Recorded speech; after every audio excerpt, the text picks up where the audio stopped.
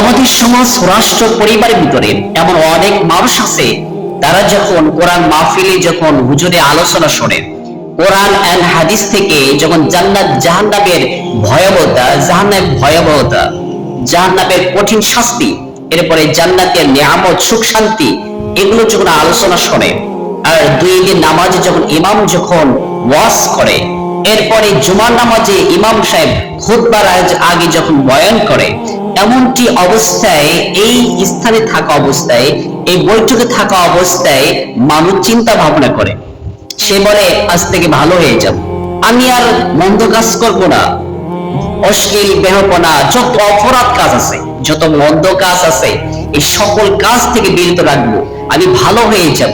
নচেত আমাকে জাহান্নামে যেতে হবে, এই মন্দ কাজের জন্য আমাকে জাহান্নামে যেতে হবে, ফলে আমি ভালো হয়ে যাব। এরপরে আমাদের সমাজের ভিতরে আরো কিছু মানুষ দেখা যায় যে যখন তার আত্মীয় স্বজনের ভিতরে যখন চাচা খালা বুবা বাবু, এরপরে নিজের বাবা মা ভাই আত্মীয় স্বজন যখন মারা যায়, তখন কিছুদিনের জন্য শোক পালন করে, শোক পালন করার অবস্থায় আল্লাহকে স্মরণ করে, ফলে নামাজ পড়ে, জিকির করে, কোরআন তেলাওয়াত করে, এরপরে আস্তে আস্তে অটোমেটিক সে ভুলে যায়। নাও ইউর কোশ্চেন, এখন প্রশ্ন আপনার, এমনটি হয় কেন? ওয়াজের মাহফিলে আপনি চিন্তা ভাবনা করছেন যে আপনি ভালো হয়ে যাবেন, এরপরে মসজিদে ইমাম সাহেব যখন খুতবা দেয়, ওয়াজ করে, তখন আপনি চিন্তা ভাবনা করেন, প্রতিজ্ঞা করেন, ওয়াদাবদ্ধ হন, আপনি ভালো হয়ে যাবেন, আপনি আর খারাপ কাজ করবেন না, অশ্লীল কাজ করবেন না।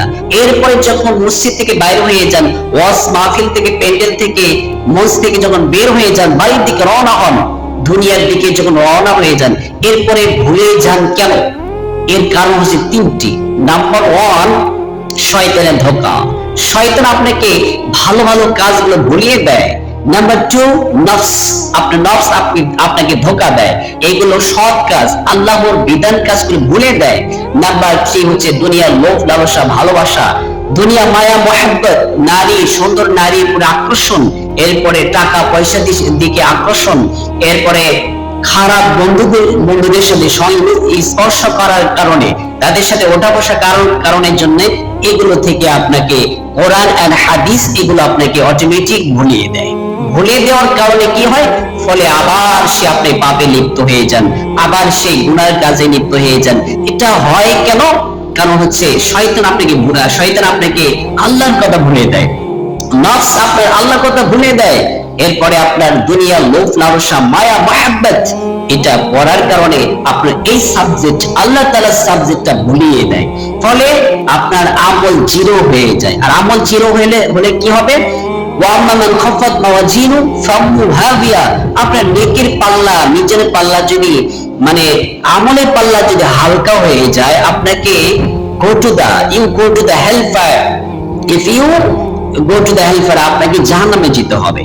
এরপরে যদি আপনি হুঁশিয়ার কথা এবং কোরআন এন্ড হাদিসের কথা অনুযায়ী সে আলোকে শয়তানকে দমন করে, নফসকে দমন করে, এরপরে দুনিয়া মায়া মোহাব্বত ভালোবাসা মূর্ছিকা ধোঁকা থেকে যদি আপনি এগুলো দমন করে, এগুলো থেকে বিরত রেখে যদি আপনি আমল করেন, ফলে আপনি রেজাল্ট কি দাঁড়াবেন?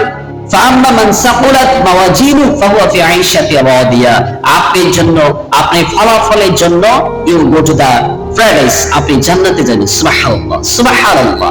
এখন কেন অ্যাজিটেড? এখন আপনি চিন্তা করেন, অনেক মানুষ আছে, অনেক মানুষ আছে যে ওয়াজ নসিহত অবস্থায় সে চিন্তা করে, মনে পরিকল্পনা করে, আমি ভালো হয়ে যাব, আমি আর মন্দ কাজ করব না, আমি আর খারাপ অশ্লীল বেহাপনা কাজ করব না, এটা সে মনে কল্পনা করে। যখন সে বের হয়ে যায়, অটোমেটিক সে ভুলিয়ে যায়, কারণ শয়তানের ধোঁকা, নফসের ধোঁকা, এরপর হচ্ছে দুনিয়ার লোভ লালসা, এগুলো ধোঁকা থেকে আমরা বাঁচতে হবে, ট্রাই করতে হবে, চেষ্টা করতে হবে। হ্যাঁ, মানুষ ভুলে যাবে, দ্যাট ইজ ন্যাচারাল সাবজেক্ট। মানুষ যে ভুলে যাওয়া এটা কিন্তু দোষের বিষয় নয়, এটা স্বাভাবিক প্রক্রিয়া, এটা ভুলে যাবে, আল্লাহ তাআলা কথা ভুলে যাবে, ভালো কাজ ভুলে যাবে, তারপর ট্রাই করতে হবে। ফর এক্সাম্পল, উদাহরণ, ধরেন আপনি একজন স্টুডেন্ট, একজন আপনি কলেজ, ইউনিভার্সিটি, এরপরে হচ্ছে প্রাইমারি, হাই স্কুলে পড়া একজন ছাত্র। আপনি একটা সাবজেক্টে আপনি পরীক্ষা দিবেন, ফাইনাল পরীক্ষা।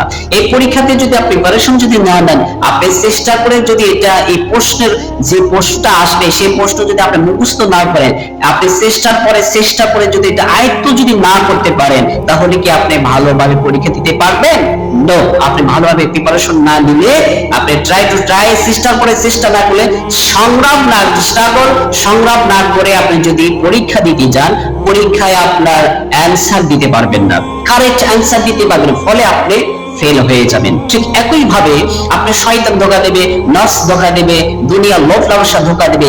এগুলো পরিচালনায় যদি এর ভিতরে নিমজ্জিত হয়ে যান, ফলে আপনি রেজাল্টে ফেল করবেন। আর যদি আপনি এই নফস ধোঁকায়, শয়তানের ধোঁকায়, এবার দুনিয়ার লোভ লালসার ধোঁকা থেকে যদি বেঁচে থেকে আল্লাহ তাআলার পথে দিকে ফিরে আসেন, আল্লাহ তাআলা যা বলেছেন তা বাস্তবায়ন করা এবং যা নিষেধ করেছে তাদের বর্জন করা যদি করতে পারেন, তাহলে ফলে শেষে আপনি রেজাল্টে কি হবে, এই যে স্ট্রাগল ট্রাই করার জন্য চেষ্টা করার ফলে আপনি ফলাফল আপনি জান্নাতি মানুষ হয়ে যাবেন। সুবহানাল্লাহ। আল্লাহ তাআলা আমরা প্রত্যেককে এই যে ভুলে যাওয়া থেকে, এই ভুলে যাব এটা স্বাভাবিক, এই ভুলে যাওয়া থেকে আমাদের চেষ্টা করে আমরা যেন স্মরণ করতে পারি আল্লাহ তাআলার দিকে, আল্লাহ তাআলা কোরআনের হাদিসের আলোকে আমরা জীবন করতে পারি। আল্লাহ তাআলা সেই তৌফিক আমাদের দান করুন। আমিন।